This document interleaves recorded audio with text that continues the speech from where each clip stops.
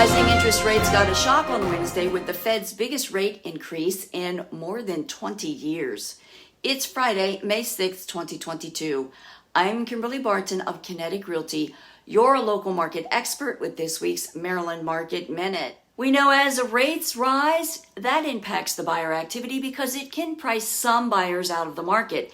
Indications are that despite rising rates, there should not be a perilous drop in sales prices based on historical data available. Meanwhile, there remains a significant inventory shortage as households continue to form.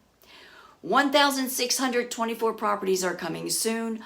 1,709 homes were listed for sale, a rise from last week. 2,877 went under contract in 8 median days. This is significantly up from last week. 1,203 are temporarily off the market on par with prior weeks. 1,661 went pending in 6 median days. 2,414 properties settled in 6 days at 102.3% list to sold ratio. The highest sale over the past week was in Potomac for $4,050,000. On the rental front, inventory moved up a bit to 1,094 properties at $2,500 per month. If you are thinking about buying a home, be sure to get our spring homebuyer guide at www.kineticrealtyinc.com and click on guides in the navigation bar.